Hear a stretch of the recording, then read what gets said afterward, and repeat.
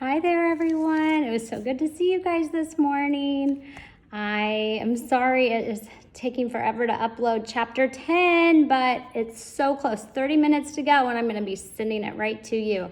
So I'm going to start on chapter 11, The Swallows Save the Day. I hope you like the Harry story today. I finally get to go to school on Friday, so I'm going to be getting lots of books to bring home to share with you guys. When the doctor and the animals came to the beach, they saw Polynesia and Chi-Chi waiting for them on the rocks near the ship. "I hope I did not disappoint Bumpo," said the doctor. "He has a good heart. He promised he would look me up. I'm certain to see him again someday." Then the Push-Me-Pull-You, the White Mouse, Gub-Gub, Dab-Dab, Jip, and the Owl, Toot-Toot went onto the ship with the doctor. But Chi-Chi, Polynesia, and the crocodile stayed behind because Africa was their real home. It was the land where they were born. And when the doctor stood upon the boat, he looked over the side across the water. He remembered that they had no one to guide them back to Puddleby. The wide, wide sea looked terribly big and lonesome in the moonlight. He began to wonder if they would lose their way. But then they heard a strange whispering noise high in the air, coming through the night. The animals all stopped saying goodbye and listened. The noise grew louder and bigger. It sounded like the wind blowing through the leaves of a tree, or a great, great rain beating down upon a roof. And Jip, with his nose pointing in the air and his tail quite straight, said, "Birds! Millions of them flying fast! That's it!" They all looked up, and there they could see thousands and thousands of little birds. Soon the whole sky seemed full of them, and soon all the birds flew down. They began to settle on the sands and along the ropes of the ship. The doctor could see that they had big blue wings and white bellies and very short legs. As soon as they had all found a place to sit, there was no noise left anywhere. All was quiet.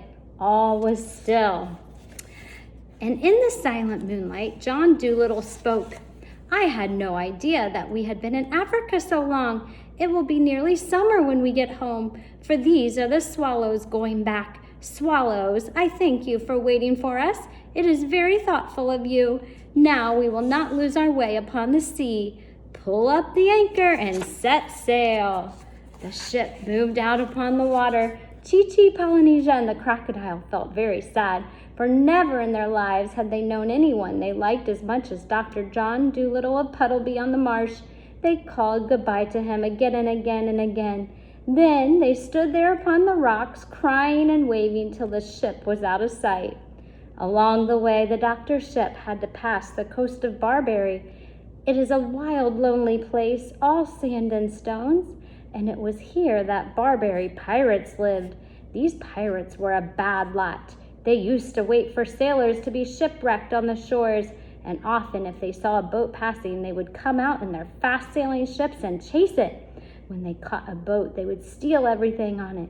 After they had taken the people off, they would sink the ship. Then they would sail back to Barbary, singing songs and feeling proud of their mischief they had done. They made the people they had caught write home to their friends for money. Now, one sunshiny day, the doctor and Dab-Dab were walking up and down on the ship for exercise. A nice fresh wind was blowing the boat along, and everybody was happy. Soon, Dab-Dab saw the sail of another ship a long way behind them. It was a red sail. "I don't like the look of that sail," said Dab-Dab. "I have a feeling it isn't a friendly ship." Jip was taking a nap in the sun, and he began to growl and talk in his sleep. "I smell roast beef cooking," he mumbled. "Underdone roast beef with brown gravy over it." "Good gracious," cried the doctor. "What's the matter with the dog? Is he smelling in his sleep as well as talking?" "I suppose he is," said Dab-Dab. "All dogs can smell in their sleep." "But what is he smelling?" asked the doctor. "There's no roast beef cooking on our ship." "No," said Dab-Dab. "The roast beef must be on the other ship over there." "But that's 10 miles away," said the doctor. "He couldn't smell that far, surely." "Oh, yes, he could," said Dab-Dab. "Ask him." Then Jip, still fast asleep, began to growl again, and his lip curled up angrily, showing his clean white teeth.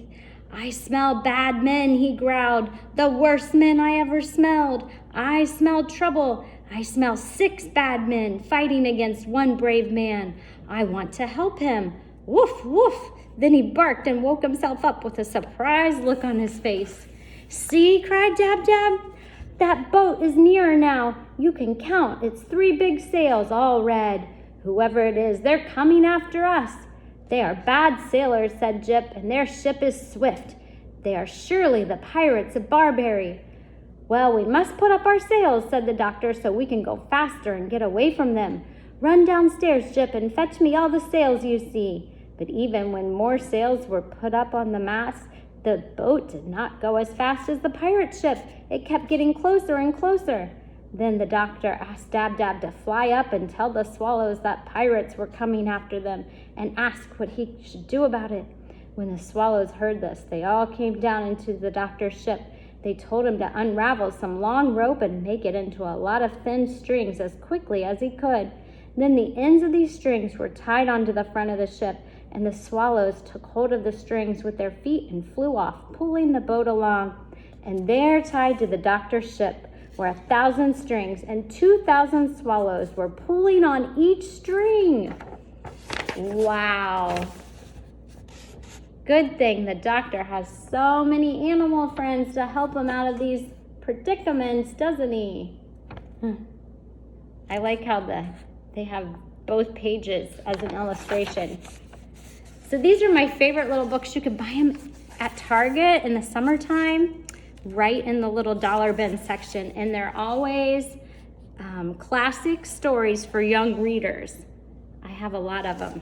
And they're only $1. They were very swift flyers. In a moment, the doctor found himself traveling so fast he had to hold his hat on with both hands. All the animals on the ship began to laugh and dance about in the rushing air, for when they looked back at the pirate ship, they could see that it was growing smaller. The red sails were being left far, far behind. And chapter 12 is called The Rat's Warning. So you guys have a great day. I'll see you soon.